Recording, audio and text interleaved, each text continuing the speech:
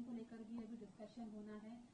Bihar BJP की बैठक को आप कैसे देख रहे हैं? और अगर बात करें हम पार्टी की, तो जब एनडीए की बैठक होगी तो उसमें सीट शेयरिंग को लेकर अभी तक आप लोगों का क्या रुख है? देखिए, अभी हम 2 मीटिंग करके आए हैं, दरभंगा का और भागलपुर का, जस्ट 2 दिन पहले। इसके पहले भी हमारी कम से कम दर्जनों मीटिंग हुई है।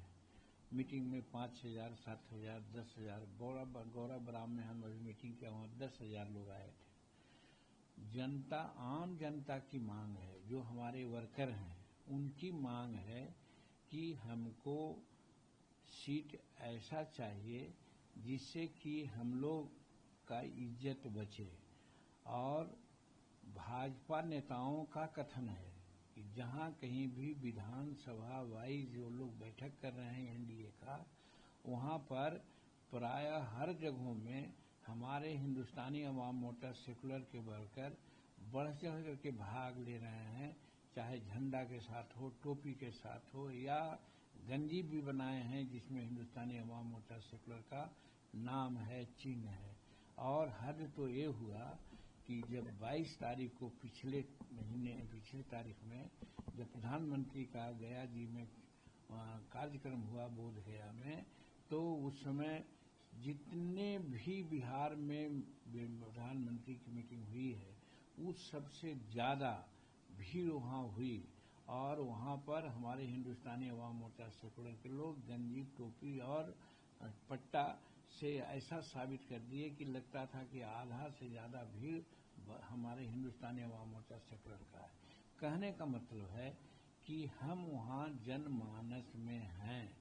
जनमानस के लोग हमको चाहते हैं कि हम बिहार विधानसभा में 2-4 सीट लेकर के नहीं रहें, हम विधानसभा में साइजेबल सीट प्राप्त करें, ताकि जो मुख्यमंत्री काल में हमने जो निर्णय लिया था उन निर्णय को इम्प्लीमेंट करावें।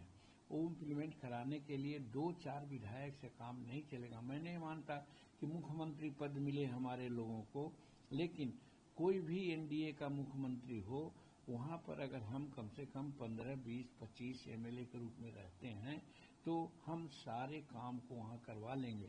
ऐसे नीतीश कुमार को हम धन्यवाद देते हैं कि हमारे 35 निर्णय में लगभग 25-26 निर्णय को एन केन प्रकार ने दूसरा नाम देकर के उन्हें इम्प्लीमेंट कर दिया है।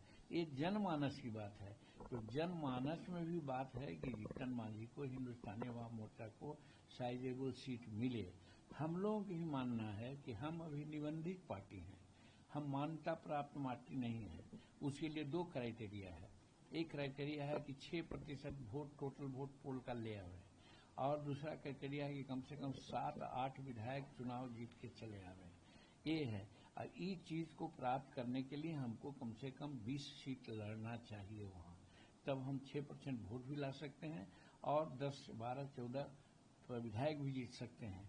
तो वैसी परिस्थिति में आम लोगों की मांग भी है, और मैं भी कहता हूँ कि अगर हमको मान्यता प्राप्त करने के लिए एनडीए के दिल में थोड़ी भी सहानुभूति है तो हमको कम से कम वहाँ 20 सीट विधानसभा में दें।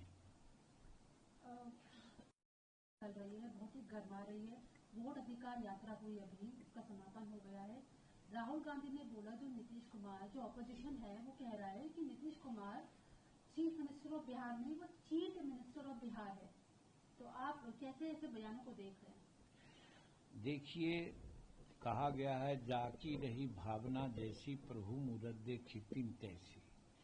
इसका मतलब ये होता है कि जिसकी भावना कलुषित है वो दूसरे को कलुषित भावना से देखता है, यानी अपने को समझता है चित्तबाजी, अपने को समझता है हारा हुआ, तो दूसरे को भी समझता है कि हारा हुआ है।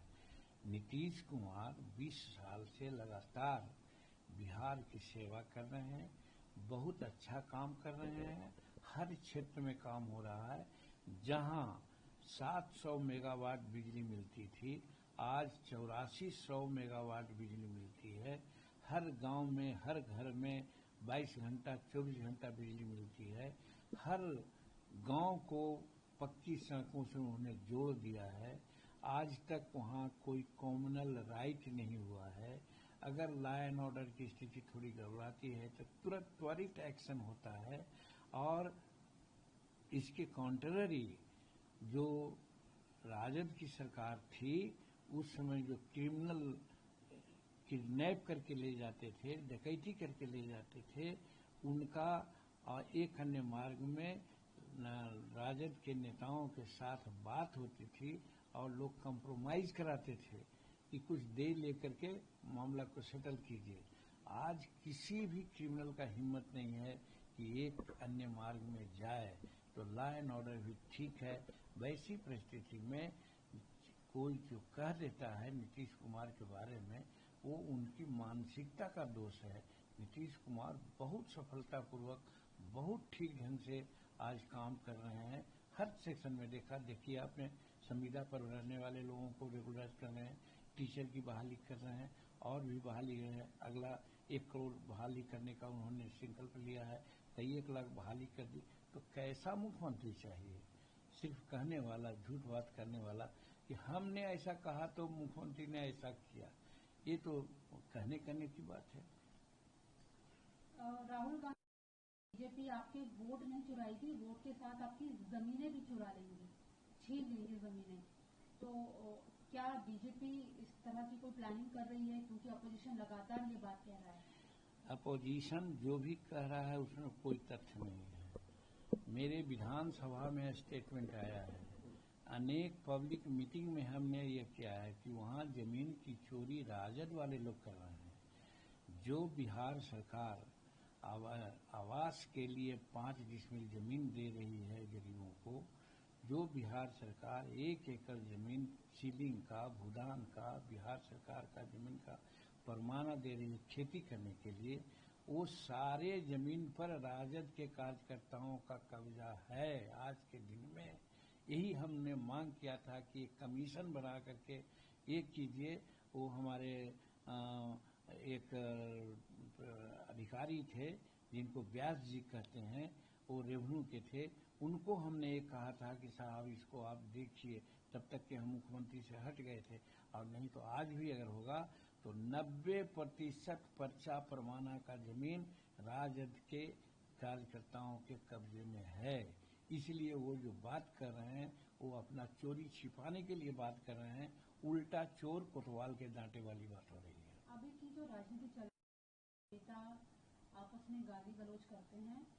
अब जब इंडिया ब्लॉक की तरफ से पीएम नरेंद्र मोदी की माता जी को अब्यूज किया गया, आप कैसे समझ रहे हैं कि किस तरह की पॉलिटिक्स है? एक पुराना जमाना था वो पॉलिटिक्स जो आपने देखी है, एक नया जमाना जो आपकी पॉलिटिक्स चल रही है। मैं तो समझता हूँ कि राजद और कांग्रेस की कोई पॉलिटिकल राजनीतिक कार्यक्रम है ही नहीं, क्योंकि उन लोग समझ गए हैं कि नरेंद्र मोदी जी और नीतीश कुमार के जोड़ी जो डबल इंजन की सरकार बिहार में है, अब इन लोगों को कुछ चलने वाला नहीं है।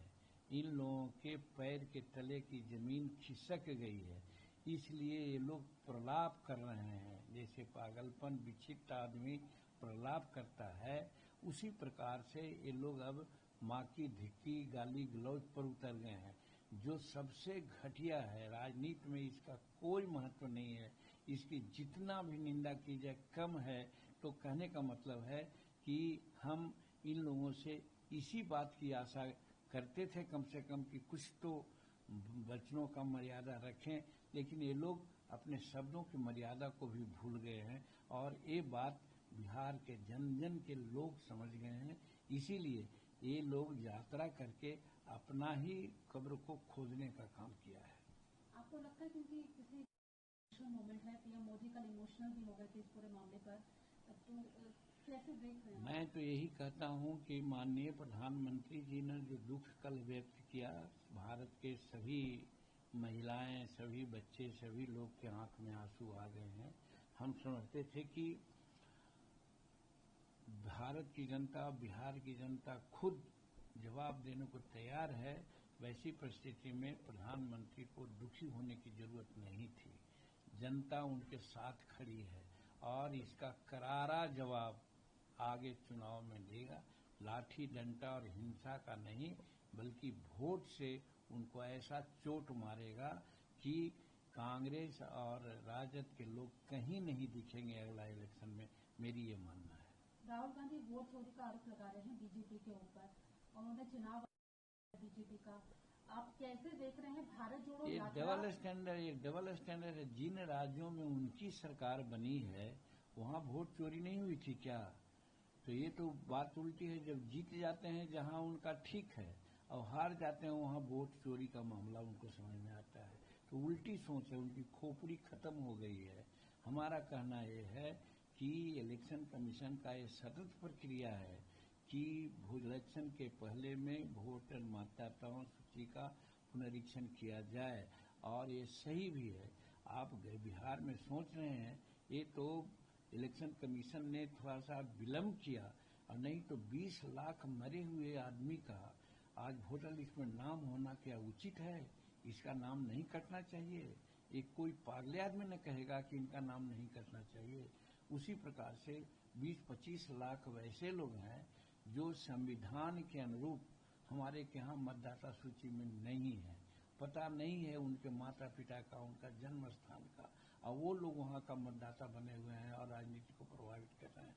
क्या जो संविधान का हवाला देने वाले लोग जो छाती में लगा के संविधान के प्रति चलते हैं, संविधान में ऐसा है कि जो दूसरा देश में जन्मा हो बिहार का और भारत का मतदाता सूची में नाम हो उसका, वैसे लोगों का नाम काटा जा रहा है जिसका बाहरी से कनेक्शन है और उसको कटना चाहिए।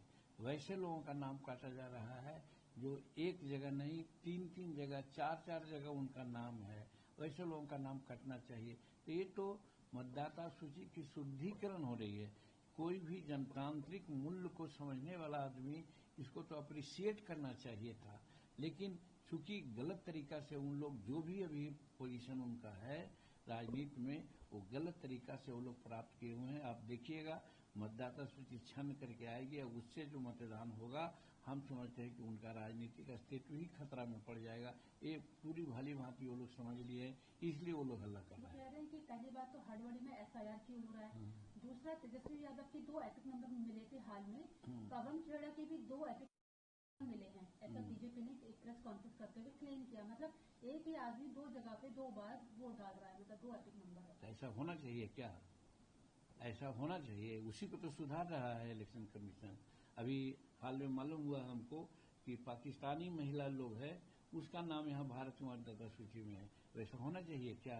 यही तो इलेक्शन कमीशन सुधार रही है, और यही हम लोग भी चाहते हैं कि बाहर के जो भी आदमी हो, चाहे बांग्लादेश के हों, चाहे और दूसरे राज्य का हो, पाकिस्तान का हो, वो सब यहाँ मतदाता सूची में उसका नाम नहीं रहे, कटे, और यहाँ के विशुद्ध नागरिक जो हैं वो यहाँ के राजनीतिक भविष्य को निर्धारण करें। नहीं, लेकिन तेजस्वी और पवन खेड़ा के 2 एपिक नंबर है, दोनों बड़े नेता है ऑपोजिशन के, देख रहे हैं। आम आदमी का तो अलग बात है। मेरा पहले जो मेरा जुमला था उसको आप याद कीजिए कि चोर मचावे शोर।